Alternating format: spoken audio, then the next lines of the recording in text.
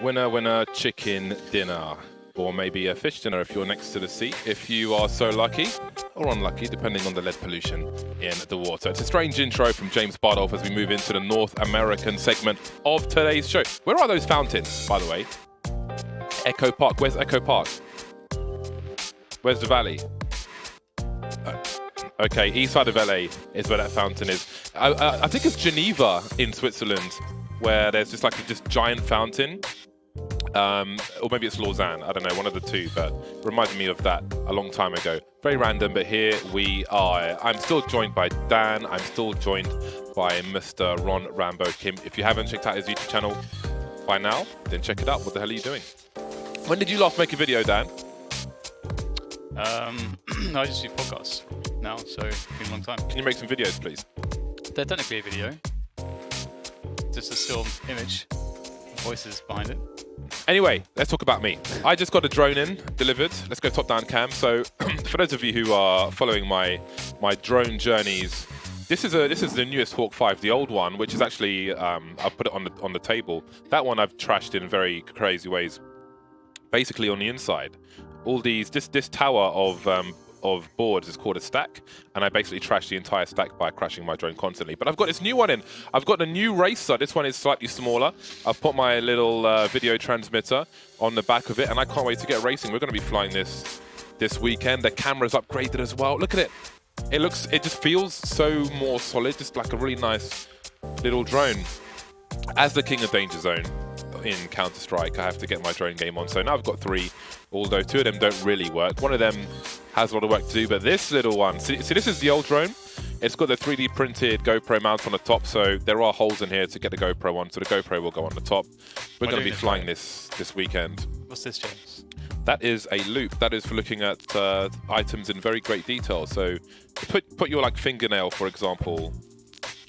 You don't need to do it on the table like that, but yeah. I don't want to do that ever again. Exactly. So if you're inspecting like jewelry some things we shouldn't know, or James, a watch or something, then yeah, that's very fine detail there. It is 412 days since we could draw on the map, and that will soon. No, yeah, it's changed already. It's 412 days, man. 412 days. So we've got North American action coming for you. We had a very interesting game of European Counter-Strike earlier on, but we moved to North America. Cloud9 are going to be in action today. We can look at the bracket and see how they got there and where they could go. They beat INTZ 2-1. We watched that game yesterday. Furia, in the meantime, took out Riot Squad, as we had a summary from Freya at the beginning of the intro. And Furia and Cloud9 will be facing off. Complexity versus Evil Geniuses will be tomorrow on the other side of the semi-final bracket. Complexity having beaten ATK 2-0. I'm interested to see what kind of shape they are in at the moment with their new look roster. Not too long until we see that. They did lose to EG recently, if I'm not mistaken. Yeah. But that's to be expected, really. And they beat X Singularity 2-0 yesterday. So we've got North American Counter-Strike for you en route, and we've got a North American here to take you through that with us in Mr. Ron Rambo Kim. Yeah, I'm looking forward to this next matchup, Furia versus Cloud9. We watched Cloud9 play yesterday, and there was a lot of ups and a lot of downs. Yeah. So interested to see which Cloud9 is going to show up today, if they're able to play better than what they did yesterday, because there was a lot of rounds that they kind of threw away, and there was advantages that were lost. And I think stylistically, Furia matches up really well with Cloud9. And they've had the best, they're riding a lot of momentum. They've played the best in this past 6 months than they ever have, being a top 10 team and playing at a high level, contending for some of the best teams at some of the big events they've attended. So I'm worried if I'm a Cloud9 fan, and if we're gonna do early predictions, I'm gonna have to pick Furia. New look Furia with Hen1 in tow. Stylistically, it is an interesting matchup, and it's going to be an aggressive one for sure. Let's do the veto before we get into the rest of the picks. I think this is see where these teams are going to be playing. This is going to be a problem for Cloud9 because they probably want Nuke, but that's obviously if they get to. That's interesting. I was expecting that we would see a Nuke because Cloud9 have been going to it, and obviously their map pool's not super deep just yet. Furia love Nuke though. That's what I'm saying. Yeah, that's the problem. So that's what I thought. I thought that Cloud9 would be in a position where they'd be kind of backs against the wall on the veto. But well, maybe they are if they've had to veto it and they want to play it. But Overpass obviously typically a great Furia map as well. So Yeah, I feel like you know what Ron said definitely resonates with me in terms of stylistically this being a good matchup for Furia. They're more together as a team right now in terms of how the players work within the system, and some of the things which people are able to abuse against Furia. I don't think it's going to really go for Cloud9 in terms of understanding how to play against Furia. I think Cloud9 aren't at the level just yet where they themselves are together enough to be able to exploit Furia. So. Go on, sorry. Yeah, and I like this map pick by Furia. They've obviously, well, they have the demo from yesterday of Cloud9's matchup, and that went into like what 4 or 5 overtimes or something. So they have a ton of information to play with, and I'm sure they've made a game plan around that. And yeah, I think also stylistically it suits Furia's style, very aggressive. You know, map control, take mid. Look for fights. It's not very an execs, strat heavy based thing. So their players are going to be able to shine and spread the map and kind of, look for plays. Okay, well, it's going to be an interesting game. I love seeing Furia. I'm a big fan of Furia. I was scared when they made changes, not because of who they changed, but just because when you see promise from a team and they change something, like, oh my god, is it going to be a good change? Is it going to be a bad change? You just have no idea. But I mean, Henny, I'm never going to be against Henny joining a team with structure. I think that's fantastic. So Monsieur Kim has gone with Furia already. I'm going to go with them as well. I don't think that it's an open and shut case. I think that Cloud9 might perform better against this style of opponent. But again, it's hard to make a confidence pick in Cloud9 at the moment. And that said, I think Furia have been somewhat disappointing of late. I mean, they had a good trajectory, and it kind of slowed down a bit, which I'm a little sad about. So I'm not super confident either way, but I want to see a strong Furia. I also want to see a stronger Cloud9, but I think like Cloud9 are further back than Furia are for sure. Yeah, there was that weird situation where they signed 5-year deals at the same time as getting big sponsorship on the team, and it's all a bit like that. Historically, hasn't worked out too well in terms of player motivation and so on and so forth. Don't know if it's too early to really say that for Furia, but I do think that they will have a pretty confident 2-0 here. I think that they are going to just be the better team. There's going to be too much to exploit in terms of Cloud9's weaknesses. Okay, Sliggy, why are you picking Cloud9? No, I'm going to pick Furia as well. I just haven't been impressed with Cloud9 recently. It just looks like Automatic and Mixwell are kind of stepping up, and no one else is really stepping up with them. Alrighty then, thank you very much. Interesting point you make about the contracts and so on. I heard that their salary rises as their rank rises, which I think is a really cool incentive. And I think it's interesting, especially with how as long as you have like an agreed minimum, obviously, with respect to how inflated some of the salaries are. I think that's a pretty cool motivator. That's pretty interesting. Yeah. So definitely no coasting to be had on Furia. And I'm really interested to see how they are going to do in this match, both teams. But again, I think it's more short-term interest for Furia, more long-term interest for Cloud9, because we've seen some of them recently, but I don't know, like, will they be look different a month from now? I'm not sure. It's a weird one. I don't know what I think of the current situation with Cloud9, if that makes any sense. Like, how far this whole roster will go. If it's unclear to me if, like, a new team has come together with 5 people, right? It's unclear to me if, like, they're in a situation where they need to change 1 or 2 players or 2 or 3 players. Maybe 0 players. I don't know, but we need to see some kind of progress. And I know they're building their map pool at the moment. Yeah. And we don't know what's going on behind the screen. Yeah, so. When you see the roster of Cloud9, it's like, it's hard to gauge what their potential is. Yeah. Like, their players, it's kind of a weird mix of players, and we don't know how high that is. And, on paper, they don't have, like, superstars, like players in the past that have shown up and that are just going to dominate. They don't have that. It just doesn't seem like they have that, sky's the limit potential. Yeah. And we haven't, I think Mixwell and Automatic are very exceptional players, but in terms of dominate like that more aggressive style like you see from like a Stewie or something, it's a question. I think with some rosters you can look on paper and you can see the potential synergy, for example. And I wouldn't say that I look at the roster and I don't see, like, I see that there's no synergy. I just don't know what I do see, if you know what I mean. Like, it's kind of murky. Right. And at what point do we we decide on what we are seeing as post initial building phase? Yeah, I mean, for me, 3 months, if you don't start to see it happening and take shape at 3 months, I feel like that's quite a generous amount of time to see it take shape and be like, okay, I'm looking for any signs of hope. Okay, there we go. But I feel like I haven't seen that yet with Cloud9, so I'm a bit worried. I feel like TenZ, I like the comparison with Stewie. I think Stewie is very much needed on a team like this. A Stewie type player, very aggressive rifler that can mid-round, can pick up an AWP if necessary because he's got a really high individual skill ceiling. But you can also just take the initiative and take the game in his hands. And that's, I think, what TenZ should be doing. But he doesn't have the experience to be that kind of player. And maybe he naturally isn't that kind of player as well. We don't know yet. He's very unproven, and this is a problem. We know he has a very high mechanical skill ceiling, but the problem is, I don't know if you found the same, Ron, but I've come across a lot of players over the years who mechanically or individually are insane, but they're just not smart players. And you'll see them in certain spots, and they'll look ridiculous, but they would never have consistency, or they don't have the quality to actually be a top level player. They just are quite exceptional in one specific facet. Yeah. And then when the identities and roles aren't really clearly defined on a team, when you're a young player, you don't know like what role you're supposed to get good at, like what demos you're supposed to watch, what's your play style, who should you try to like aspire to be to fit in the team. And again, like not having that really aggressive player like Stewie or Fur, someone that can get information and kind of be the X factor, you do see a lot of passive players on the team. Like Kusta, he's not known for being super aggro and pushing. No one on the really team is. The Kusta situation's weird for me because, as I said before, when he was initially picked up by the bigger teams, he was definitely not ready for it, right? That much was clear. He didn't really have his own identity.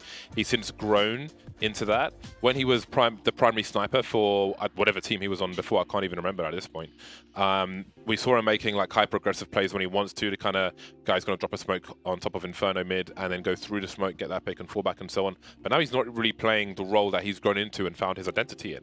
Because Mixwell's playing with the AWP, which you can't challenge. Like, he's exceptional with the AWP as well. But I think that kind of thing is almost like, in a way, like Yell on the teams that he's been on, where there's always been another sniper and he's been forced into a rifle kind of thing. It's like he's not, in my opinion, playing the role that he should be playing, which maybe is something they need to sort out with the team. If a player becomes available that can kind of fill that role. Yeah, and this is a big challenge for Daps. I think we know he's a capable IGL and he knows how to work players into a system and kind of develop something that works. So I'm sure it's been a challenge for him as an IGL and the coaching staff over there. So it's interesting actually, the Kusta Mixwell thing, because for me, if you switch their roles, I feel like Mixwell would be a smarter rifler, and you still have a strong AWP. Maybe not as strong, but it might still be strong enough. Yeah, and it might be a dynamic that would be a positive for them. But I'd be surprised if they actually tried that. Yeah, and I think Mixwell, he's a very experienced player. When you watch him play, he's making the smart play all the time, right? And then he's got that experience. So he's also previously vocalized that he doesn't want to play with the AWP all the time. But that's his role because he's so good at it.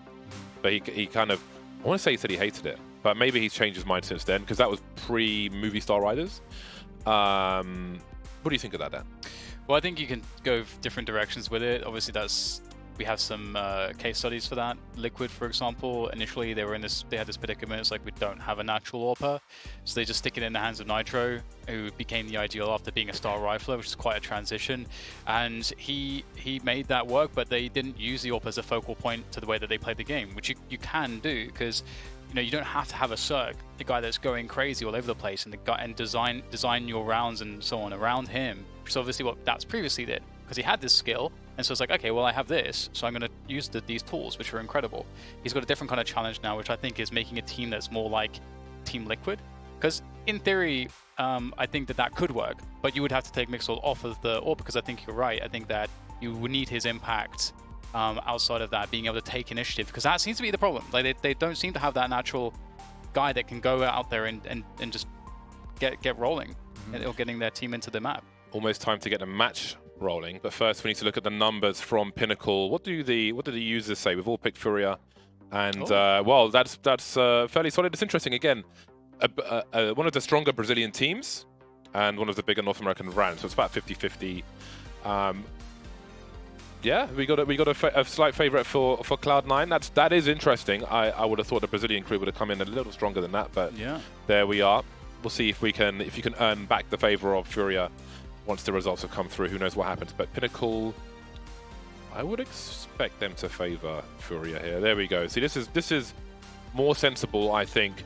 Again, Cloud9, there's a lot of brand weight there, but they do have something to prove for sure in the coming weeks and months. So I think this is reasonable. Give them a reason to change those odds, I think is the question from Pinnacle there. Yeah. And that's pretty fair because again, they're still building. It's slow, but people do want to see progress. So, and Furia at this point, kind of like Ron said, they've despite a roster change, they've had so much experience in the last 6 months. They understand themselves as a team, as players, from an identity point of view, for how they work as a team. Like there is a lot of comfort there that they can just kind of settle into, and like they have a good average level.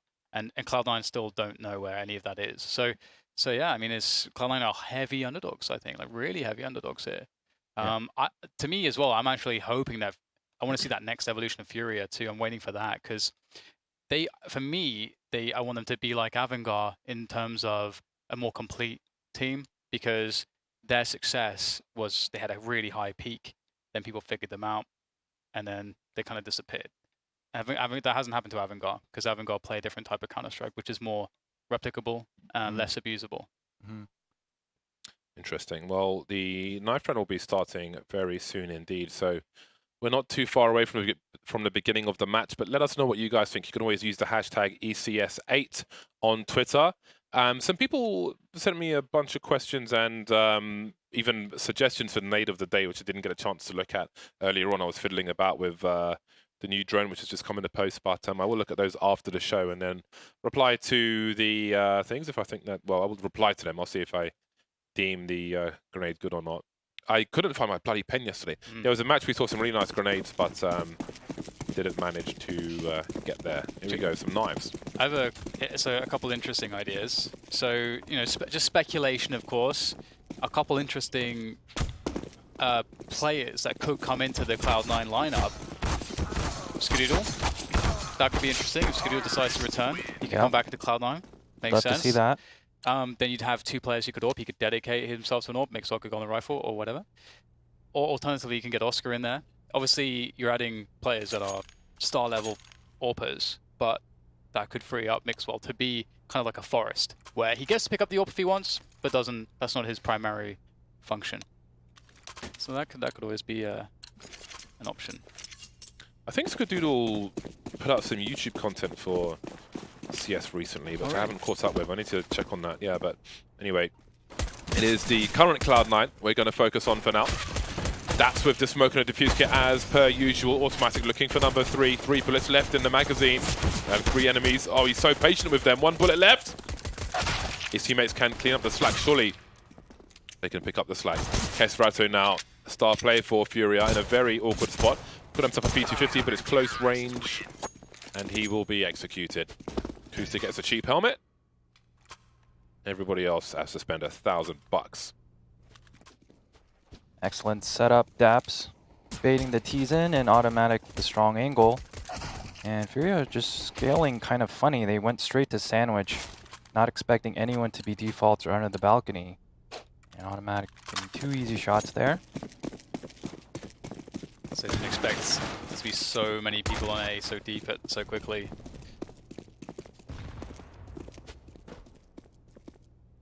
Cloud9. Oh, that's well timed. 10's on the MP5. Worse gun than the MP7, statistically. Literally worse. Art. Good damage. I wonder if he was doing scrims or something. It's got Chinese characters on his name, but of course it's... Oh, maybe that's a group name, I don't know. Whatever. There you go. You can see it there. It does on the overhead, it does show the Steam group name before the actual nickname. If one is listed, you can see Kusta's one there, Cloud9 above his head. I love that they've put these icons on as default. It's interesting because when they first introduced this into the game, most, if not all of the pro players didn't use it because it wasn't allowed in professional play, which is really smart. But especially for non-professional matches, just to get something, to save yourself asking your teammates, do you have a flash and so on. It just makes life so much better. Yeah. So much better. 35 seconds left again. Furia trying to just exhaust the utility of Cloud9. Squeeze out as much utility as possible. Unfortunately, the remaining utility they may squeeze out might be HE grenades. And that would be quite painful. And he'd have to try and do some damage. Nothing doing this time. Some pre-fires towards CT, but will not yield a kill. Alright, so the 2-0 for Cloud9 is the start that you want. They will keep a bunch of the SMGs. And Furia, actually, people may forget at this point, because you see the Kriegs everywhere, but they were the first team. Yeah. They were the first team to Krieg it up. The last major. And that's one of the reasons why people got caught by them, because the Kriegs are very good at specific spots that the AK is not as good at. So, such as that. That's exactly one of the spots, is those peaks. It's too easy. It looks easy, and it is easy. HE grenade could be meaty. Thought it might have done more than that. Automatic won't have an angle for the boost. Straight into the window. Sometimes people sit on a rail outside for a while, look towards the ladder room. Maybe we will see that later, but for now, Art will conceal his position. Automatic looking. Oh, his elbow's been spotted. Takes some reasonable damage, but Art will still find a frag and take position. 5 versus 3 now, and things become awkward on the A bomb site. Kusa can't really do much. He can't really take a fight towards jungle with an MP9. So he's forced forward towards ramp, hoping a prayer. Another MP9 towards B. 10s will be left alone. MP9s and Mac 10s only really look normal these days when Avangar are holding them. As often as by design, whereas it's often by necessity for most other CT teams. Of course, this is a situation where you're taking rounds through from the anti-force by anti-eco, taking weapons through. But it always looks less comfortable than Avangar. Yeah. I was wondering with Tenza's play there, because at best he gets a 1-for-1. I'm wondering if it's better just to save what he has than do the economic damage to the Ts. You know, Dan, yesterday, after the show, of course, I went to play Counter-Strike and stream, because what else am I going to do after being online for, 13 hours? And I was on the KZ server, as per usual, and there was a map. Remember the Rats maps from back in the day? Yeah, it was essentially a Rats map, but it was like an anime bedroom with waifu pillows, nice, all kinds of nonsense, including 3 dodgy rooms, if you know what I mean. I'm not going to say what they are, but basically, if I had gone into those on Twitch, I probably would have been banned. So you can figure out yourself. Oh, you didn't go into them? Because No. I had an admin watching me, and he was like, no, don't go in there. And I was like, is that there? And he's like, yeah. And it's like, okay, I'm not going to go in there. He claims he doesn't know what's in there. I tweeted a Accidentally picture. joined the map. Oh god, the stream went down, guys. Let me just bring it up. I tweeted a screenshot of the map, and about 5-6 people replied and saying that's Tenz's bedroom. And then Hiko replied and said it's his bedroom. So I don't know what to make of that, but I don't know what it is with Tenz and like anime. But he's got the anime hair. Maybe we'll have to ask him. I suppose he does. Yeah. What is he? 19 or something? Tenz is younger than that. Yeah, I think he's 18 or 17. Yeah, I think maybe even 17. We corrected his flag. It's a Canadian flag now. So thank you whoever tweeted that yesterday. I'll use the internet. Would you consider yourself a power user, Dan? Of the internet? Yeah. No, I just consider myself a human living in the world, James. Power. I remember when power user was a thing, and back in the days when the English media, especially like the BBC News, would always refer to the internet superhighway. Yeah. Whoever came up with that. Oh, we went over his age yesterday, of course. Didn't understand. And again, the second pick with the second early window kill. Oh, there's been some highlights. There's been some replays of Furia getting into B market with about 1:35 on the clock, or a little less, which I think maybe was what was attempted there. That'll keep Cloud9 honest. They'll have to stare at that smoke for a while. Stop them rotating elsewhere. Furia looking for their second. They're up against an AWP and a Scout, amongst other things. Automatic changing things up now, looking for another boost attempt in the window. Vinny creeping. If somebody's behind the bricks, he's basically avoided that angle. He'll creep into the ladder room, lots of jiggling. Automatic caught, trying to quietly go down the ladder. That's unfortunate for him. 3 versus 3 now. Tent has the wrong gun towards the B bomb site. AWP at the window would have been fantastic, but Furia are just sitting on their advantage for now. Oh, they're going to go for the long retake. They're all split up. This could be disastrous. We can see that Daps is in Palace. Such a strong position to take, especially when numbers are low. No sound cues have been given just yet, but still, how do they plant the bomb? They don't have anybody to check CT right now. They've got no flashes to do that. Daps has got the sound cues. He was gonna flank the long way, but with the time on the clock, it would make sense to try and stop it. But he's gone too deep. Gonna have to play retake with the bomb planted. Not the best, but his position is very strong for the opening pick, and now he doesn't even have to repeat. Doesn't have to re-peek. We'll get smoked. Maybe now that Mixwell's dead. Thought Mixwell was going to be good for a kill there. Really well played by Serato and Henny to try to lock this down, and they're going to finish it off. Thought that there was a really good chance there for Cloud9, but it doesn't work out, and they'll have no money left now. I think a post actually. Go on. I was just saying it was beautifully played by Furia, lurking up A ramp, and when it's a 3-on-3 like that, sometimes it's smart to just play quiet and have that lurker get information, and they were able to advance all the way into A site, get in really good spots, get the perfect plant down, and the retake's really tough. I wonder if Daps, with the lack of sound on A, was looking to start rotating towards the B bomb site. A retake with the AWP and a Scout with the rifle, the M4 in Palace, is kind of awkward if it doesn't go well at the beginning. To wonder how much of a consideration it would have been to try and stop the plan. Of course, a lot of the time someone's going to be looking at Palace. And he was too deep as well. But there we go. 2-2, and we've got 5 USPs on deck with a pop flash from Daps. That's not a bad start.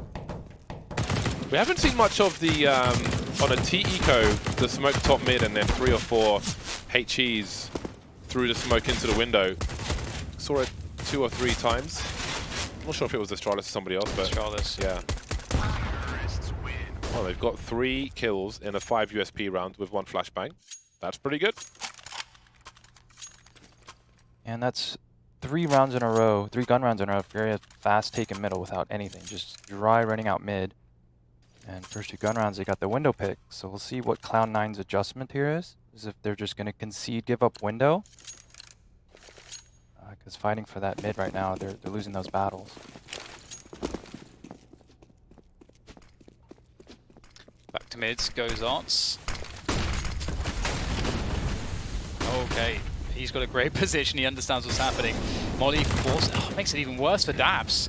I thought Art already had an advantage before the Molotov, and would you look at that? Furia have completely destroyed this attempt at an aggression in middle. And the peak comes in. That's a really awesome peak to make when there's been a mid aggression, because at best there's 1 player on the A site. Usually it's going to be around CT, and the swing from Palace, you have the advantage. This is proving to be very expensive for Cloud9 from every perspective. Money, personnel, rounds, momentum. Kuster and 10 stuck in mid for the time being, and there is not a lot they can do about this situation. Art creeping, made his way through the B bomb site. Perhaps there is hunting to be done. And he's got 9 grand in the bank, more or less. So I expect some forward plays from Furia. It's a good start to this T side from them. Yeah, they're making it look easy. They're winning all these early engagements middle. And it's got to be frustrating when you're Cloud9. You're pretty much losing a battle within like the first 10 seconds. You're already fighting an uphill battle. I'm really interested to see how this Furia lineup does long term with Henny in tow, because we've watched Henny for so long, like we know how much talent he has, but we've watched him for so long in teams where they haven't really evolved. And they've been very static with their game plans and so on. And it'll get them to a certain point, which is maybe why they get stuck with it. But then beyond that point, it tends to fail. But now I think he has so much more potential ahead of him with a team like this. But at the same time, he needs to have enough space to do what he wants to do. But I think this is the right team for that. Furia charging through mid once again. Quick boost into the short position. And Automatic is walking forward. There's 2 rifles to be dealt with here. Automatic showing some presence just as the boost comes off, and they will focus on it once again. The barrel of the gun is spotted by Mix1 through the smoke. He finds 2. I love the baits there after it was boost was spotted. That's amazing. It's amazing if that was a purposeful bait. That's really cool. Well, he saw the barrel of the gun. Yep. Well, no, but he pushed down after those 2 players were spotted. The boost was spotted by Cat. Recovery attempt coming in, but there's not really that much left after Furia were gutted in the middle position. And I do like Henny on this lineup. I think Art as a secondary sniper makes a lot of sense. And he's got to make some fast shots. But who better to do it than Henny? Oh and that's exactly what we're talking about. Swapping out for the Krieg. Now he's got a chance. He's got the bomb as well. So well lined up Molotov. Well, that might get him. Oh my god, that is perfect. Henny has made himself a 1v1. What a god. Yeah, and I wonder if Daps saw him cross here, because if he didn't, he's in trouble. If I'm Daps, I'm expecting him on the left side. Yeah, especially with the bomb on default, how could he possibly expect him to be in CT? He went so deep, and who wouldn't, with Henny as the last man standing? You don't know that he's changed the weapon. Daps doesn't have a kit. This is taking way too long. I can't see one on the site either, so you may have to just save the AWP. There's no time to even win a round. The AWP will go in his direction, so if he runs up the ramp afterwards, maybe there's a chance to get the AWP. But they've got money to buy another one, so maybe the Krieg is a priority. He's convinced that he's Palace as well. That's really hilarious, just as you said, Ron. He's... Was that a 5-on-2 or a 4-on-2? Well, 5v3 right now. This was an amazing sequence.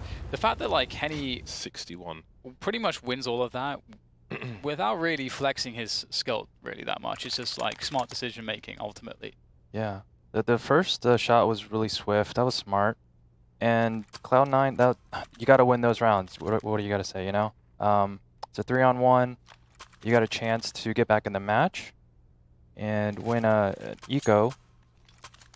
So that one's got, you know, we'll see if they can recover. Because right now, their blood is kind of heated up right now. You know, those are the rounds that you can kind of, that the whole team feels. It's got to be able to recover. Ton of rounds still left to play.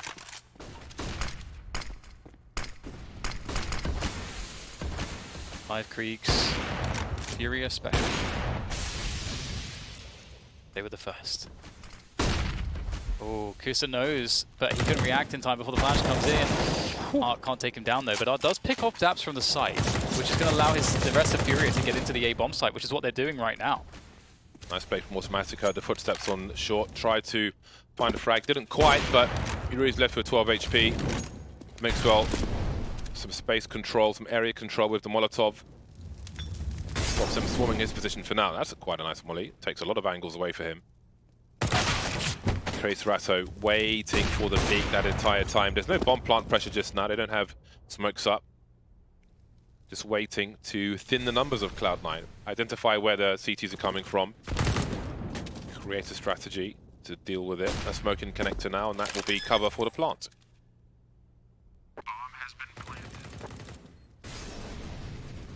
Great display of patience by Furia. Not going for the immediate plant. Just kind of holding, regrouping, and then and making sure they're on the same page. Throwing the smokes, connector, peeking together, jungle, clearing those angles out so you can plant front triple. And it was a great execution of a round. Grabbing all the attention in middle, and then the other three just walking out unscathed into the A-bomb site. So what teams have you coached for in CS? MVP and Complexity and Cloud9. So how was what was your experience on Cloud9 then? It was short-lived. It was for about 3 months. I think I attended about 4 or 5 events with them, and yeah, I mean, the only player that I got to work with remaining on the team is Automatic, and he's fantastic. I have nothing but good things to say about him, in and outside of the game. He is a very kind person. Yeah, he's great. So you're saying the rest were arseholes?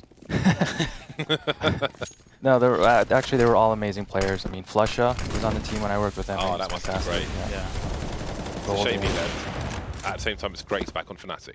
Tens, how many did he spot? Unable to escape. That is quite the trade. You don't often see that. Normally there's an escape through the window. Speaking of which, Penny with the bomb. Maybe not the angle you want to be standing to hold.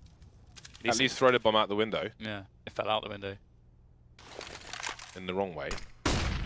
Flashback hasn't quite hit the mark and Art will fall to pieces. Okay, Serato now alone. Not for long though. He will join his teammates in Valhalla. Okay, kind of a question. Well, so they were trying to fake the mid presence. And try something different at B. Didn't work out. I would like to see Furia continue controlling mid. They're winning all those battles and fights. Yeah. Continue on there. It's been a win every time, hasn't it, pretty much? Except the one time with the Deagle from Mixwell, but not going to happen probably more than once.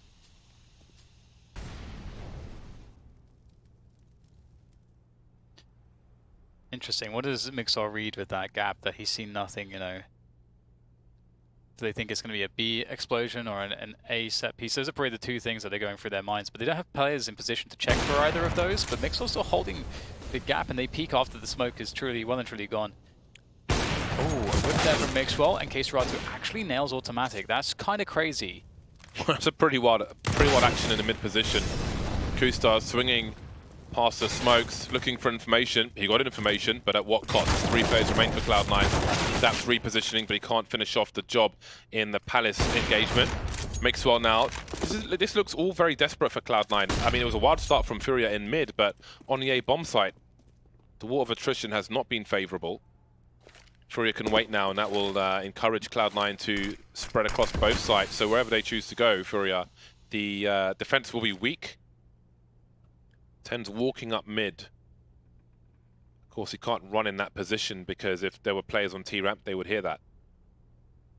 Okay, Serato's looking for information as well, which is curious because with 30 seconds on the clock, the CTs in most cases are compelled to make a play towards both bomb sites. But I don't know if he's going to be able to get back in time to actually help his teammates. Not going towards mid either, so he's going to be out of action. With 15 seconds on the clock, he's going to be the one to pick it up in the first place. I don't know if the bot's even going to make it there. They may have to go for a win by elimination. 7 seconds, bot's not even on T-ramp yet. 5 seconds. Oh, they've well overplayed this. Oh my god. But they will win by elimination anyway. That is a stroke of luck, I think. They really, I don't know what you think of that, but Rambo, but I think if you're just slowing things down like that, we've seen it so many times. With 30 seconds on the clock, you can't be running towards B to fake and then go back to A to collect the bomb. Agreed. I think you just stick together and you pick a site and you look for the trades. And a big miscommunication there by Furia, especially leaving the bomb with no time, but they get away with it. And fortunately for Cloud9, they do have money here, so they have 4 people on buy. Cloud9 are having some TeamSpeak issues. So there's a tech pause at present. I think it went down towards the end of that round. That was a pretty scary one, but I mean, every guy knows how long it takes to run from X to Y on Mirage, no less. That was a wild one.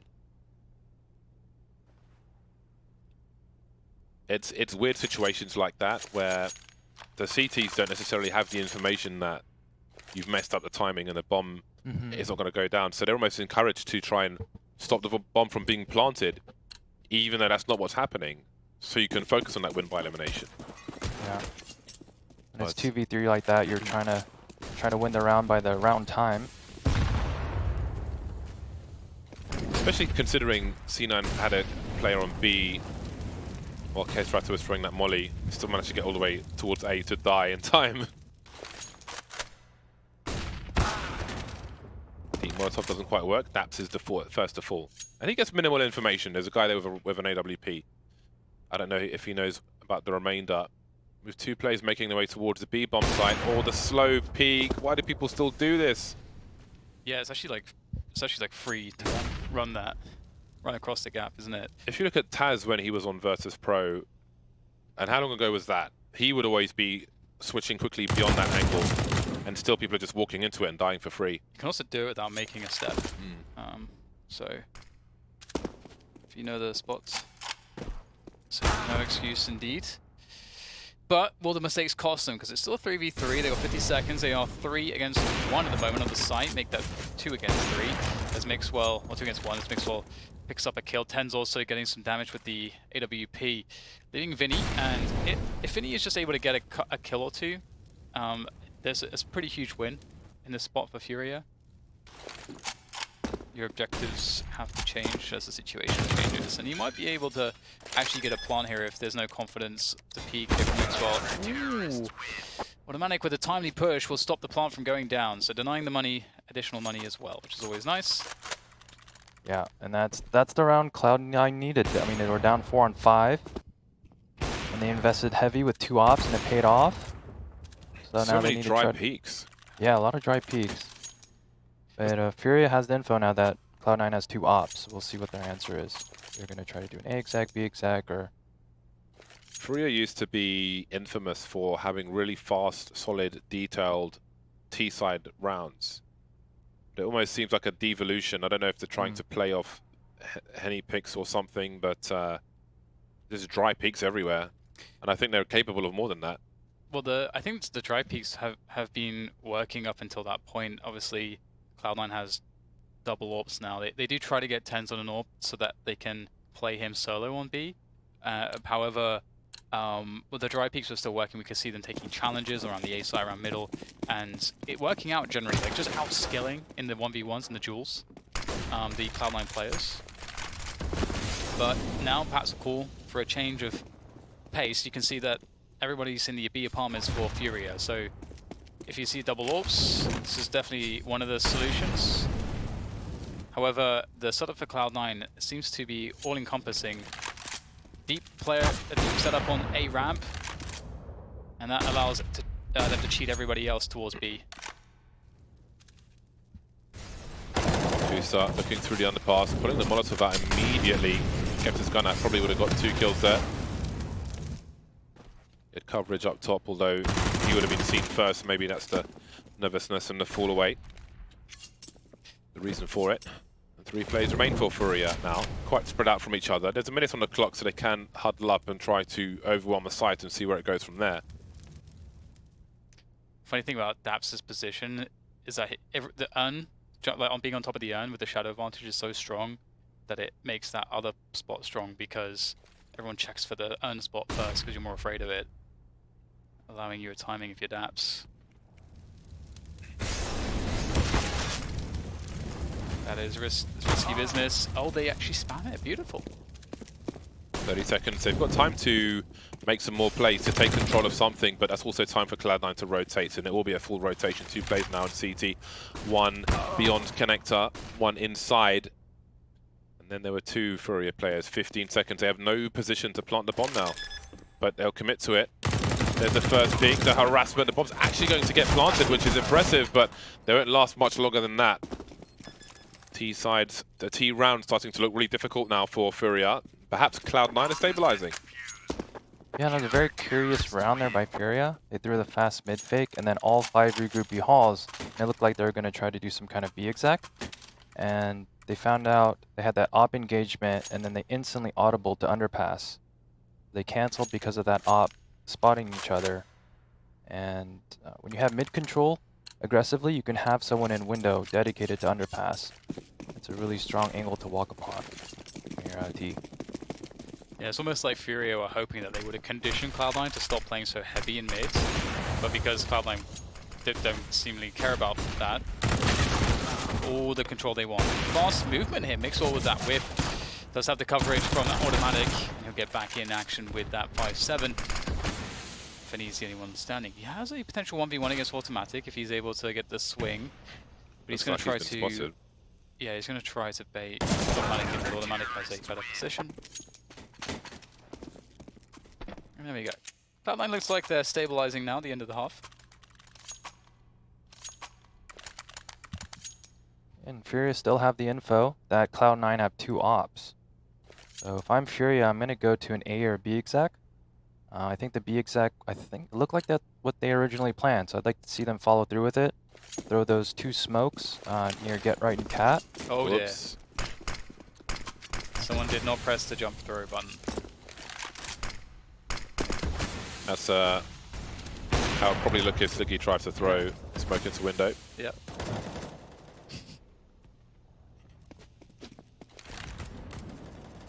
Two 7 to early 6. picks.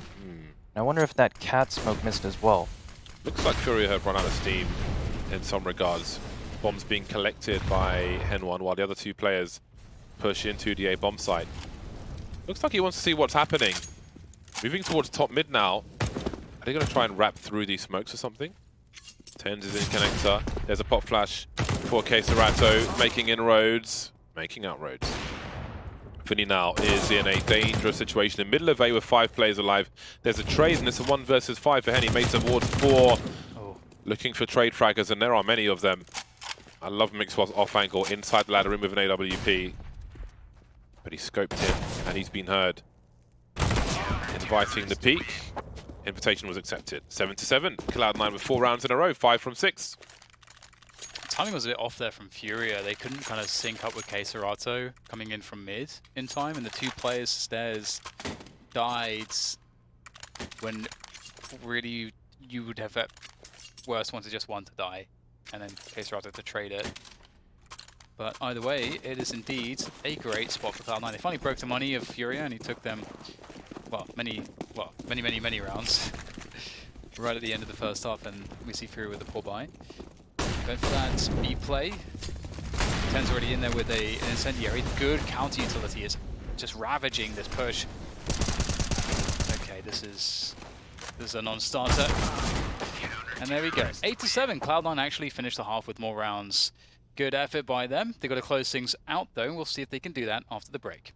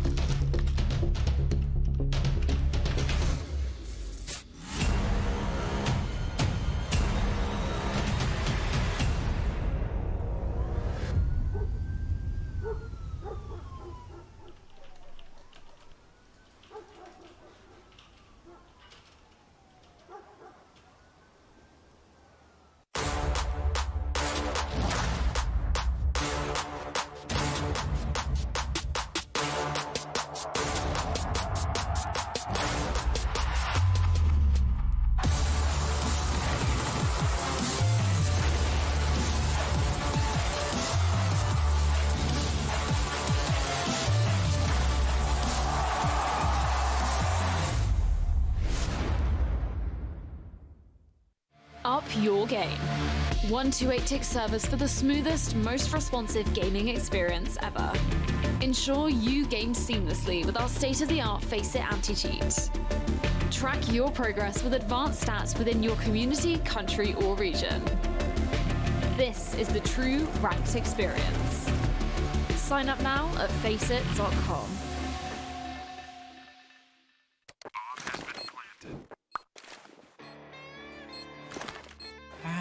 Cool, right? Want to know where I got it? Well, look, go to cs.money. It's a trade platform and a marketplace at the same time. Just choose, click, and get. Good luck, bro.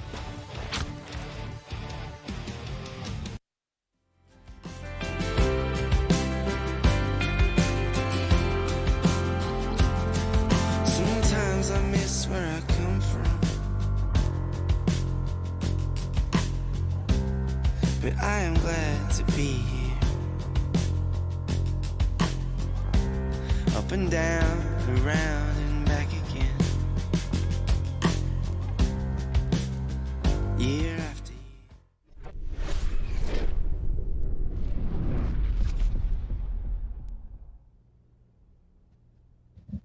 Welcome back. Just so you know, these matches are also available on Caffeine via community streamers. So if you want to support the little people who may one day be big, then check them out on Caffeine. Who knows, they may even grow to 6'4" and have giant feet like me. 1 minute 36 on the clock, and the Cloud9 burst into the B bomb site. Keserato has managed to keep it competitive though with 2 headshots. 3 versus 3 retake. Vinny with a smoke and a diffuse kit. If he finds it out, oh my days, never mind. Vinny gets absolutely deleted. And they've also gone for the matchmaking strat. Furia have no idea just yet. Who calls the lack of beeps, the lack of T's? They're still searching. They're still, okay, we've made a terrible mistake. If you know a team doesn't buy a kit on their pistols, and some teams don't do it very often, then these kinds of strats are really strong, because even if they clear the B site, look how long it takes to even get to the bomb. You just will lose because you don't have time to defuse it. Yeah. So if you know they're not going to buy a kit, then this is a pretty top tier strat. They did buy a kit though. What's that? They did buy a kit. Oh, where is the kit? Vinny died. Vinny had a smoke and a diffuse kit. He died outside the entrance to B. Wow.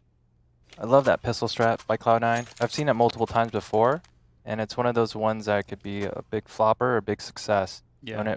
When it works, it's gonna work. If you can completely juke them, turn into some kind of like 2v2, 3v3, and you know the CTs have to rotate all the way across the other map. It's just a very difficult situation to win.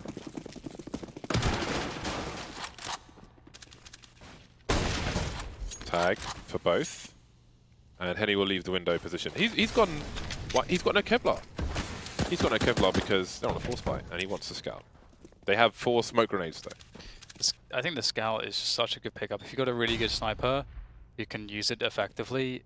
It can be so round changing because if the other team decides to play slow and you get a couple tags, it's huge. The pistols suddenly become better than rifles in certain spots because the fact that the movement speed that they have and the way that you can reposition quickly, yeah, it's just very, very devastating.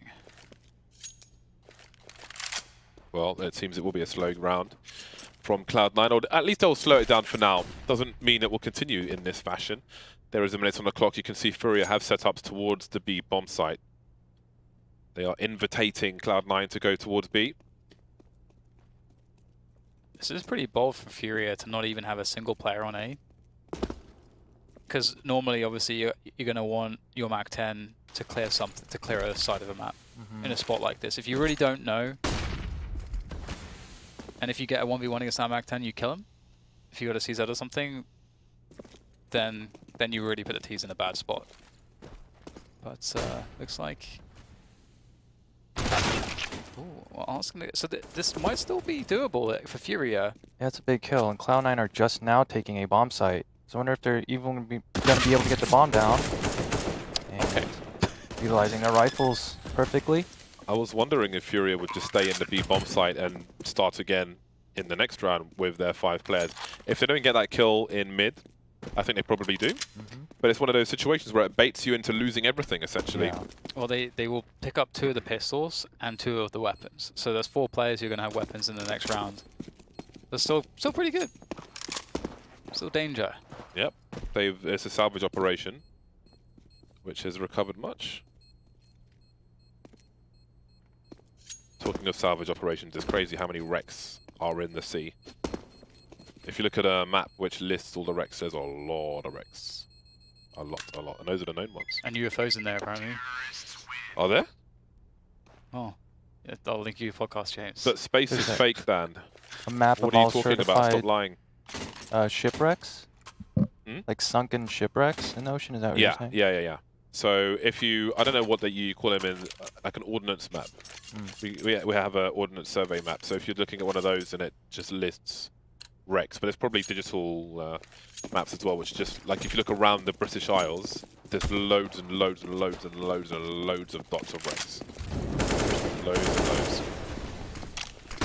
Well, there are some big entries in the mid position, or a big entry, not plural. Only Yuri's gone down. An opening frag in the round. Okay, Vinny, ready for the second one. Not quite getting there. The The scout has been lost as well. Maybe this round will be won in the mid position. Case Ratto last man standing with the MP9. That's awkward, isn't it? Halfway through the tunnel, stuck in a Molotov and being shot. Just not great, is it? It's a combination you don't need in your life.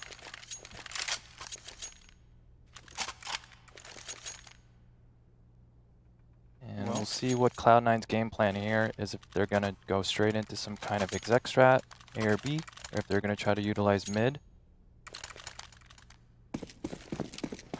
Cloud9, obviously they're going to have full utility here.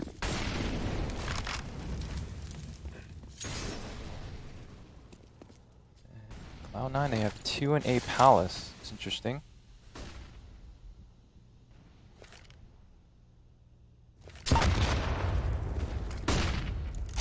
Bomb floating outside B, so they're doing some kind of default, but it's a strange default because typically you only have 1 in A Palace.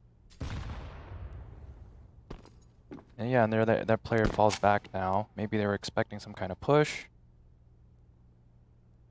And Tens, he's lurking up. He's still dedicated towards B. What are the intentions now? Kustar and Automatic switch positions. The scope will be heard by Vinny, I do believe. That's why sometimes you see players, they might scope in early from a position, move in, and then press QQ to, instead of right-click on scoping, so as not to concede their position. 46 seconds remain, and then vision has been denied by 4 Henny. Cloud9, they're going to start working here. Yeah, 40 seconds. The bomb is outside the entrance to B apps, and we've got some peaks in A. They've lost 2 players, while the remainder of the team are just playing a reactive game. That's their opening frag of the round. There's 27 seconds left. Mixwell can't really make his way back in towards the B bomb site. Manages to jump into the window, but Tens needs to cross with that bomb now. Mixwell cutting off the rotation, but there's a duel to be won on the B bomb site. And Case Ratto's got all the information. Cloud9 waited for a response, which never came from Furia. And then their hand was forced. Yeah. I think they're totally banking on a push of some sort. Yeah. Because that's kind of Furia's, you know, they are known for aggressive plays and taking aggressive map control, and it never happened. And that made Cloud9 look really silly in that round. Because effectively what it looks like then is they just stand around. And then Yeah, I think at like, some point around like minute 10, if there's no push, you got to start getting some kind of map control and Yeah. transitioning into a finish. Yeah, definitely an over-reliance. Something that wasn't to come. Got to take the game into your hands at some point. And you can see now Furia are going for an aggression. So it's like they have a good read on how to do this. Flashbang goes through, Arc commits, he finds the player that wasn't blind. And that's 2 players in mid, 2 picks. And now Cloud9 gets to start this round, 3v5 with a minute left. And they have nothing to do except go A ramp. And Vinny's got the shadow advantage here. Most people would probably pre-fire the earn position, but he's still at a heavy disadvantage coming in through unless you hug the close spot. Great jiggling from Automatic. Got a belly dancing career ahead of him. Down to 4 HP, eating the HE grenade, and he delivers a kill to make things even worse. Molly's a Tetris position. Oh, right in front of it, actually. Can't even push forward while he won't escape, but Cloud9 have got to go for this surely on the A bomb site. Smoke to create some space. It's a nice pod flash. And Yuri's eliminated. None of a chance to plant the bomb. Not for CT though. They've taken the positions towards the connector, but maybe it's all happening a little too fast. Automatic 4 HP, last man standing. They're both in the same position or a similar one. Somehow avoids the flashbang, but can he get the 1 versus 1 and fall back? Stereo peak. He'll take 1 out, but there's 1 speaker still working, and it's 9 rounds for Furia. I'm wondering what's convinced Mixel to go for the CT plant. Because they had time, didn't have to rush a plant. But it seemed like he felt like he was safe. Because he just runs out with the bomb, tries to plant it, instead of even peeking with the ult first, and then... And Automatic had just got that pick there at stairs. Yeah. So there could have been a jungle connector plant. Maybe trying to bait a peek maybe, although it did seem a little slow to pull the weapon out, so... maybe a breakdown in communication. Yeah, and I mean, that could be a really big turning point. Furia Gonna get some economy control here, and Art playing the timings pretty well. That's one thing that you should know on every map is the timings. Like if a guy goes as quickly as possible through underpass without making noise, what timing is he going to appear? And that way you can always be safe and know exactly how long you can be peeking for from what angles. So a very important thing to test. You can easily test it yourself offline. It's a nice shot. Okay, Stratus has got a choke point, so the transfer will be good for a second one, but the bomb site's been lost. Art could have held an angle to stop a bench cross. The scope's been heard and the bomb won't get planted. Daps alone now on the site's picked up an M4. Long rewaits, more CTs there'll be to defend from. Defend against, rather. As he looks to his left, kill from the right. Hen 1 keeps it in control of Furia. That's their third round in a row now. Momentum firmly in their favour. Both teams have been struggling on their T sides. Furia in the latter part of the first half, and Cloud9 more or less from the get-go. From the first buy round onwards.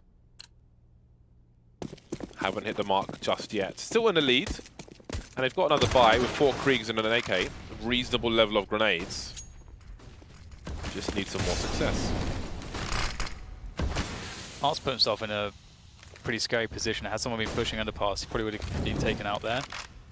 You see his panic, dropping the smoke immediately, but he has to get out of the position before the smoke goes away. Gonna work his way there, and he's got a smoke to disappear into thanks to a teammate. Never mind this. I think the read from Cloud9 is that there's a big investment in mid in terms of personnel, and with the players already in B apartments, they have an opportunity to overwhelm the bomb site with the numbers, and they are correct in that respect, but they're closing up on the window. You've got to go through it. Can't stand there looking underneath. That could have been a hell of a lot worse for them, but they have taken the bomb site for now. There's a flank on a flank in apartments. If Art can take this high ground, that would mean a hell of a lot, but he scoped in, and that may have been heard. Yeah, I think I don't think he's ever winning this fight. Furia. Yeah, this could be the round. Yeah. There's no post. Oh man, there's no post-plant utility left as well for Cloud9. They are in a lot of trouble. Tens and Mix will have it all to do, and they've got to worry about that flank coming in from apartments as well, both on the bomb site. Pretty awesome positions, I have to say. Like, good for a double peek, but Henny gets both of them. 1 HP. That's insane. And Art's going to close it down. Art, like, that 1v1 in apartments. Yeah. That was everything. Yeah, I think Automatic's gonna be a little bit frustrated there. You had a player in the back, and yeah, again, those just like hit models are bizarre. Should be easy kills, but sometimes they're not. And Art hit a wonderful flick, does a 180, and then picks up 2. So that's a tough round for Cloud9. Now they're on a half buy here, and that's a round they got to close. It's a 4-on-1 and B with the bomb down. Yeah. I forgot that too. It's a 4-on-1 and B. That was actually crazy. Yeah. Again, all the madness happening in mid gave him a big opportunity. And these are the rounds that are telling of the current Cloud9 that there are problems that need to be solved. 4 players in B and you lose the round. That's not the sign of a successful team. Yeah, when they went into the bomb site after they got the kill, they only had an HE and a smoke, so they had no post-plant utility really. So that's one thing, but still, that you have position and time. Yeah, 4 players, and then all the rest of the CTs have to rotate, so they had the C4 timer on their side. Post-plant positions. Smoke up top mid from Automatic, heads towards the A bomb site. Bomb left in a rotating position. 2 plays top mid. Other 2 players in B apartments. Deep Molotov from Furia. I love that. Art buying himself some extra time with the Molotov below him, so he can stand on the rail. Did he hit a connection? You can't focus on it even if he did, because the smoke top mid dissipating. You're replaying the blind spot position. If you are trying to knife people in pugs, then that is one place to go. I love that play there by Art. He's pretty much single-handedly holding down mid and cap using that molly and smoke, knowing the timings. And now Furia has info that there's at least 3 middle.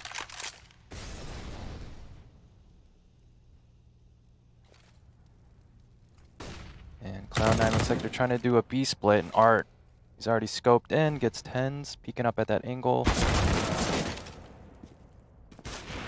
1 by 1. Cloud9, they're just not transitioning together or safely. Should be jiggling angles when they should. And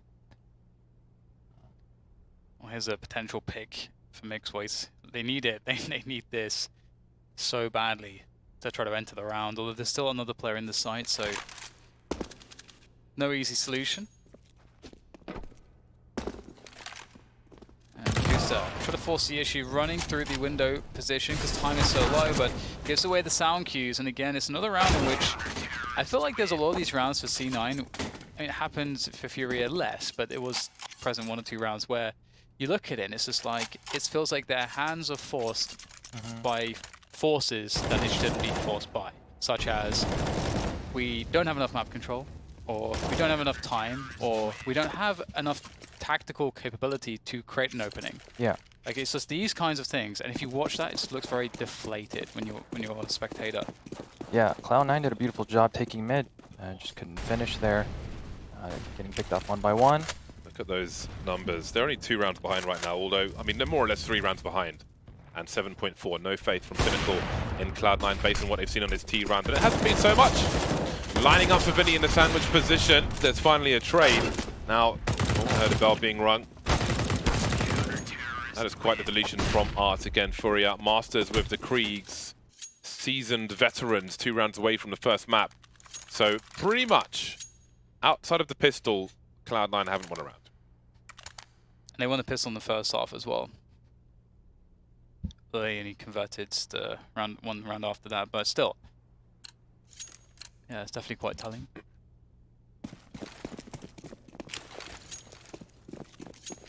It's definitely a huge struggle. Over the top there with the Krieg. Oops. And he fell down again. again, fortunate no one's underpass. Maybe he'll go on a journey, although there is action in the mid position. The bomb's actually making its way towards Connector. He's got an angle for it, sees the trajectory. There goes the bomb. Is he good for the second one? Almost, but not quite. Only 2 plays remaining for Cloud9. Pretty rough spot for them. Mixwell on the ramp. He has fired a shot, so they may know roughly where he was. Daps doesn't know if it's safe to go for that bomb. In Connector, there could be a player on cap waiting. He may be exposed. It's a really bad situation for Cloud9. Chances of failure are high. They have a minute on the clock, but they're going to spend so much time checking all these angles. It's not going to leave them much time to actually clear a bomb site and try to plant the bomb. That's one of the worst things about the situation. Mixwell looks like he's getting ready to line up a smoke for top of Connector from this position. That's where you stand, aim at top of the aerial. This just looks so awkward. This is how you connect, how you smoke top con from there. Forest often uses that smoke. And now Daps could try to secure the bomb. But look, this has wasted more than half the time they had. The bomb will be collected, but again, you've got 20 seconds now to plant the bomb, let alone clear the site. Mixwell can't scope until he's sure there's a flashbang that allows him to go for the scope, but now they know that he's there. And will they check for Shadow goes for the deep. Oh no, the half clear. You're rushed, you're against the time, and you cut corners, and you gets killed. 15 to 11 Furia. Looking very strong for this one. It's so funny how Arts drops into underpass by accident both times have actually paid off for him. Yeah, and it's they're just making things work. Sometimes you get rewarded for aggressive stuff, even if it doesn't like pan out. It's an unexpected play. 5 man on the road. There's going to be a massacre in a mid position if Furia choose to end it here. The HE is going to be Not as juicy as I thought. Mixwell's headshot certainly will be, though. Swarming towards the B bomb site. It's turned into a very screamy situation. Case Ratto's ready, though. He is so good with, well, any weapon, really. 3 versus 3. Bomb makes its way through the mid position where all the Cloud9 players are. Vinny, I think, in a shadow position. Oh, he's above it, actually. Maybe he creeps into Palace now that his teammate's been spotted on CT. They may not expect this, although you always wonder in the back of your mind. We haven't cleared Palace, could be Palace. An important comm to make. In fact, Cloud9 considering a few different options. Showing some presence in jungle, trying to draw players away from A perhaps. Looking to swing on CT. They have the time to try and clear something. But it will be the plant attempt. Bomb has been planted. There's a peek from Annie. And he will create some attention. So takes down automatic. Cloud9 still in decent positions at this flank here. Be the round. Oh, Kusta. Big damage being done now. Up to Vinny. They know where he's coming from. He's going to force his way. He's got an incendiary and he's going to throw it. He will die though, but he threw it. That's what he wanted to do. He achieved his goal. Exactly. His short-term goal. It's the first round for Cloud9 outside of the pistol. Yeah, and they had to win off a 2v3 post-plant.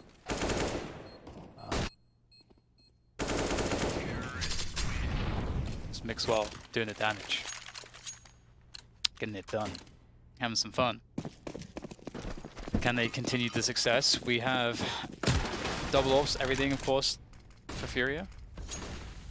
Art, again, I'm not sure. Was he trying to jump out onto the ledge there? I'm not sure. But either way, some mid flashes coming through. It's going to be so careful because they can just spam that. Or escape.